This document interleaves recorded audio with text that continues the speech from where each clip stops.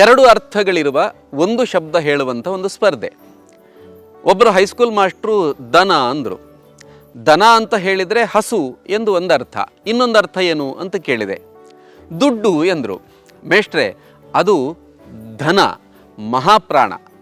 ಬಾಲ ಇರುವ ದನಕ್ಕೆ ಬರೆಯುವಾಗ ಬಾಲ ಇಲ್ಲ, ಬರೆಯುವಾಗ ಬಾಲವಿದ್ದರೆ ಅದು ಹಸು ಅಲ್ಲ ಅಂತಂದೆ. ಇರಲಿ ಬಿಡ್ರಿ, ನಮ್ಮ ಕಡೆ ಹಾಗೇ ಕರೆಯೋದು ಅಂತ ಹೇಳಿದರು. ಬಹಳಷ್ಟು ಮಂದಿಗೆ ಯಾರಿಗೆ ಬಾಲವಿದೆ, ಯಾರಿಗೆ ಬಾಲವಿಲ್ಲ, ಯಾವುದು ಅಲ್ಪಪ್ರಾಣ, ಯಾವುದು ಮಹಾಪ್ರಾಣ ಅನ್ನುವ ಗೊಂದಲ ಅದು ಇದ್ದೇ ಇರ್ತದೆ. ಸಹಜವಾಗಿ ತಪ್ಪಾಗಿ ಬರೆಯುವಂಥ ಕೆಲವು ಶಬ್ದಗಳನ್ನು ನೋಡೋಣ. ಆಕೆ ಒಂದೆಡೆ ವಜ್ರ ವೈಢೂರ್ಯಗಳನ್ನು ಧರಿಸಿದ ಮಹಾಲಕ್ಷ್ಮಿ, ಮತ್ತೊಂದೆಡೆ ಉಗ್ರ ರೂಪದ ಮಹಿಷಮರ್ಧಿನಿ. ಈ ಒಂದು ವಾಕ್ಯದಲ್ಲಿ ನಾನು ಎರಡು ಶಬ್ದಗಳನ್ನು ತಪ್ಪಾಗಿ ಉಚ್ಚಾರ ಮಾಡಿದೆ. ಒಂದು ವೈಢೂರ್ಯ ಅಲ್ಲ, ವೈಡೂರ್ಯ.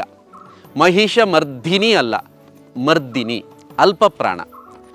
ಮಹಿಷಮರ್ದಿನಿ ನಮ್ಮೆಲ್ಲರ ಮಹಾಪ್ರಾಣವಾಗಿದ್ದರೂ ಬರೆಯುವಾಗ ಮರ್ಧಿನಿ ಎಂದು ಧಿ ಮಹಾಪ್ರಾಣವಾಗಿಸಿದರೆ ಕನ್ನಡಾಂಬೆಗೆ ಕೋಪ ಬಂದಿದೆ. ಹಚ್ಚೋಣ